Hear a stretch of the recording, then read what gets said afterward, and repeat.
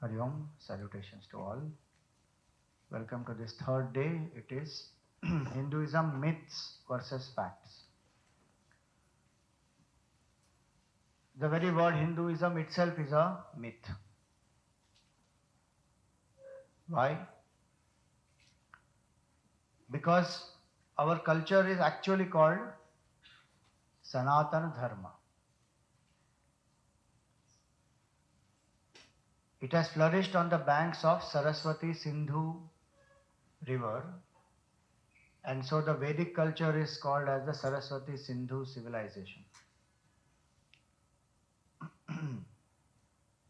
It is a native culture of this land. We have been taught that it has come from outside, that Aryans from Central Asia, they brought this culture, and they were nomadic tribes, they were barbarians, and they came to this land, and then they civilized us. That's a conspiracy theory created by a few people. There are enough documented evidences today to prove that the Vedic culture is the native culture of this land, and the culture which has bound the entire country in spite of all its varieties, all its different languages, living lifestyles, food, clothing, everything. What binds this whole country, what had bound this whole country was the Vedic culture. That Vedic culture came to be called as Hinduism. Hindu cannot be classified into any ism actually. Sanatana Dharma it is. In that sense, that it is like science. Can you say science is founded by one person? It is not founded by one person. It is a body of knowledge. So in the same way, that body of knowledge is the Veda. Different rishis at different points in time to whom these revelations have happened about the eternal principles of life, internal as well as external, about life, about attitude, about vision, about purification of the mind, as well as external things about science, geography, maths, chemistry. External knowledge, internal knowledge, both you will find in the Veda. Vid means to know. Vid means knowledge. And this, it is not a book. Veda is not a book. It is also in the form of a book. But Vid means to know. So Veda is knowledge as such. And this knowledge is intuitive, revealed knowledge. It is not a knowledge which is composition of somebody. Hence, the understanding is the Sanatan. That's why it is called Sanatan, because it is revealed knowledge which is dealing with eternal principles, universal principles that govern this creation, which govern the human being, and which also reveal the nature of the supreme reality. So Jagat, creation, Jiva, individual, and Jagdishvara, the creator. The comprehensive knowledge of all these three put together is the knowledge of the Veda, which was different masters seeking answers to questions at different points in time. In their quiet moments, the knowledge is revealed. Revelation is a very important way of, is an important means of knowledge.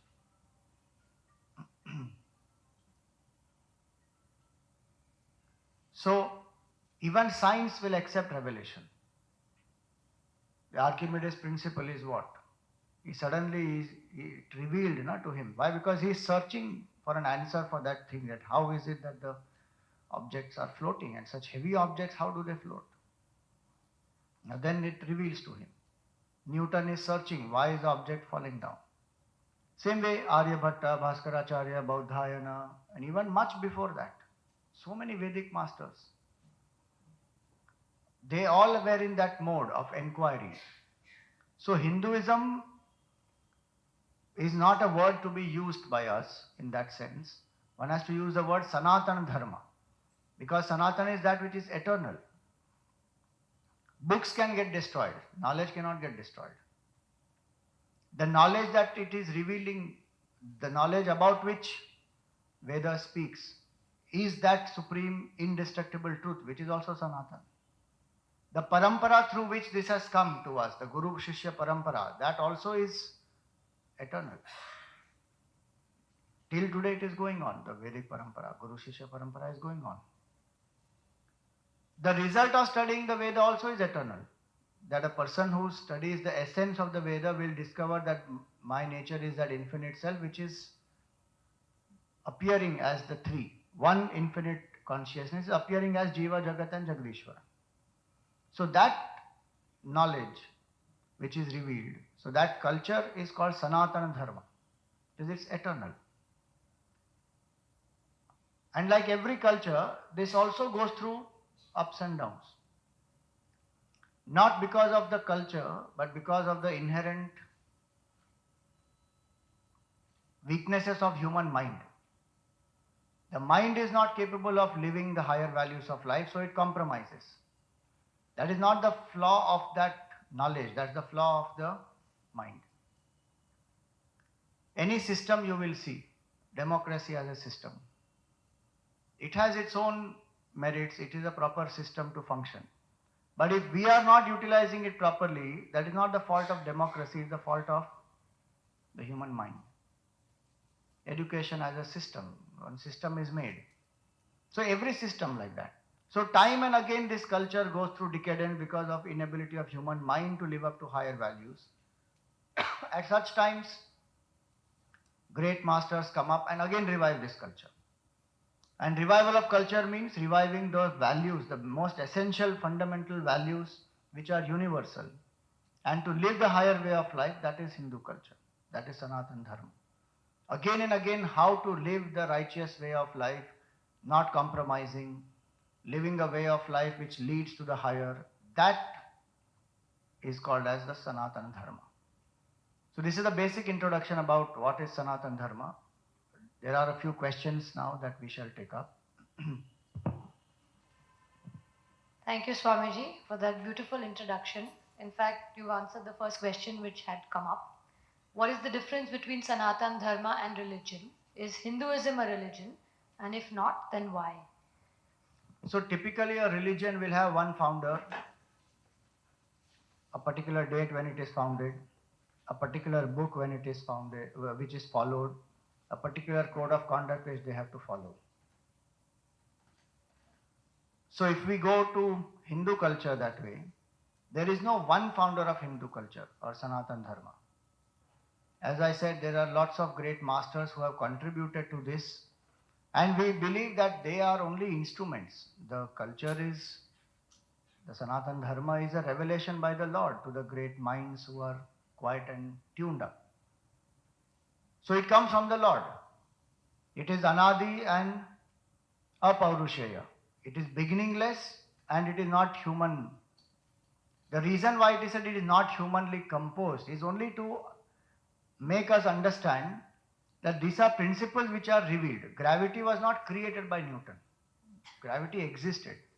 Newton was a scientist to whom gravity was revealed. In the same way, these are principles which have been existing. To some great rishi it got revealed and then that person composed it in that particular form. So it's Apaurushaya, it is Anadi. There is no one particular date when this started, before which it was not there. Because in our culture the whole understanding is, just like today with any product, we have a manual, right? If you buy a product, including if you buy a chocolate box of Ferrero Rocher chocolate, there will be a manual. I don't know why they put that manual there. Nobody reads that manual. We just open, eat the chocolate. That's the condition of our Veda today. At least there we are eating Ferrero Rocher chocolate and we are not seeing the manual. But here the Veda we don't read and we are not even eating that chocolate. The principles we are not living. So the idea is that with creation comes the knowledge of creation, and it has to be like that. The beauty is Bhagavan created the world and created the knowledge of the world with the world.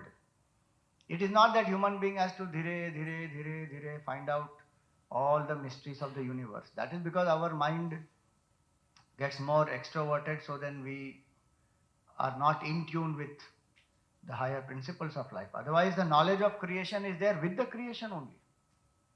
So the great minds, when they tune up, they understand the entire secret of creation. They can see past, present and future also, because they rise above their petty individuality. So the knowledge of creation is there with the creation. So there is no beginning date, there is no one founder. Suppose we ask you, what is one book of Sanatana Dharma? What will you say? Not no one book.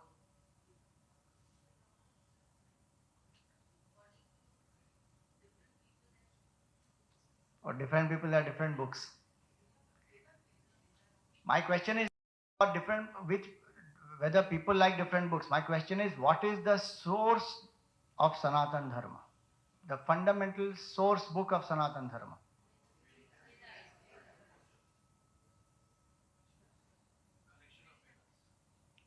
Vedas. Some people say Bhagavad Gita, some people say Ramayana, some people say Bhagavad, all that. But that is not a source book. The source book is the Veda. In that sense, we say that yes, the Vedic knowledge is the foundation of Sanatana Dharma. Vedic knowledge is Sanatana Dharma. And all the others are an expression of that. So there may be, as knowledge, it is not one, it is not a book, it is infinite. Hence we do not call Sanatana Dharma as a ism. It is not Hinduism. If we place Hinduism with every other ism, it is not appropriate, because every other ism has a limitation.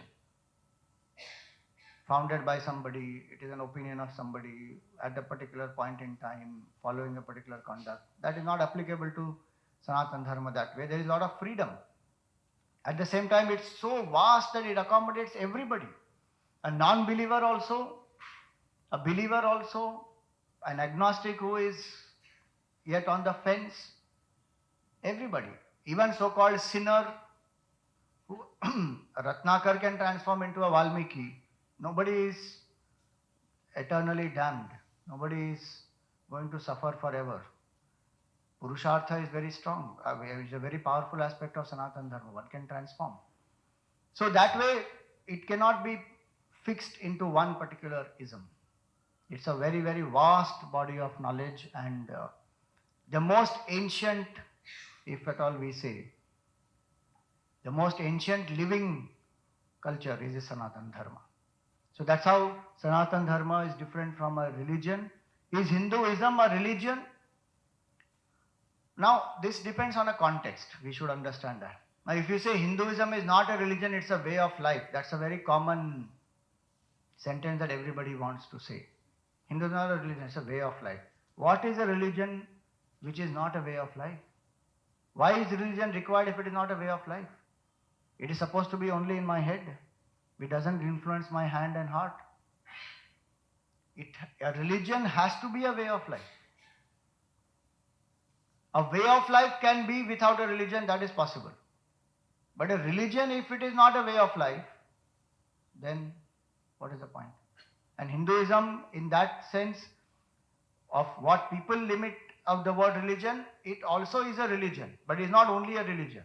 If people say religion is equal to some code of conduct, rites and rituals, certain way of being, Hinduism is not limited only by that. There are many, many things, other things which encompass, which are there in this Hindu culture. But if we want to say, is it a religion? Yes, it is a religion also. There is no doubt in that. But that word dharma is not just translated as religion. The word dharma has huge implications. That which upholds is called dharma. That which integrates is called dharma. That where the essence, what is that which binds everybody? Is love. The essence of Sanatana Dharma is love. And that love comes when? When there is identification and oneness. A mother identifies with the child, the mother feels one with the child. There is so much of love. Patriot identifies with the country, feels one, there is so much of patriotism. So where there is oneness, there is love. Where there is love, there will be values. I will follow values. Honesty, integrity, forgiveness, compassion, kindness, non-violence. Automatically those values I will follow. And when I love somebody, I want to do my duties and serve them. So the word dharma can mean service also. So when Bhagavan says that yada yada hi dharmasya glanihi bhavati, the decline of a dharma is not that okay, people stop following rites and rituals, or people start stop going to temples. No. Decline of dharma means decline of the vision of oneness. Increase of adharma means increase of selfishness. Where I becomes more important, that is increase of adharma starts from there. Where oneness reduces, that is a decline. Because if oneness reduces, love will reduce. If love reduces, values will reduce. If values reduce, duties will not happen. So a culture which focuses on absolute oneness and hence which upholds everything, that is called as Sanatan Dharma. Then automatically there is universal love, there is values and there are duties. It will follow. Now what we do in the name of religion is supposed to integrate, not supposed to divide. That fundamental vision is what one has lost. Religion is actually to give up all identities. Is not to create one more identity that I am this religion, you are that religion, so now we fight. No, it's not meant to be that. I am a seeker, I am a devotee of the Lord, meaning all other boundaries I am going to divide, I am going to destroy. I am seeing the same Lord in everybody. So you are a devotee, I am a devotee. So we relate with that oneness. That's what religion is supposed to do. Dharma is dharana dharma, that which integrates, that which unites. So as a religion, it is to unite. And Hinduism's fundamental purpose is to unite. Now if Hinduism also, there are lots of divisions, tell me it is the fault of whom? Is it the fault of Hinduism or is it the fault of the human mind? Every religion, if you see in that way, where there is a founder, so Buddhism, Gautam Buddha. He said no Veda, no God, no idol, nothing. Today the biggest idols in the world are Buddha's idols. Now is it the fault of Buddha or Buddhism? No, it is the fault of human mind which has started dividing. Buddhism also divided into so many sects. Hinduism also divided. Everywhere division will happen. Education also you will have division. CBSE, IGCSE, IB, this, that, 20,000 things. Politics you have division. Art, music, dance, science. Everywhere there will be divisions. But that's the issue of human mind. So as a religion, if we want to equate with all the other religions, we may not be doing justice to the Sanatan Dharma. But if we want to say, is it a religion? Yes, it is a religion also. We cannot say it is not a religion at all. But it is much more than a religion. So, is Hinduism a religion? Yes, it is. If not, why? No, it is a religion.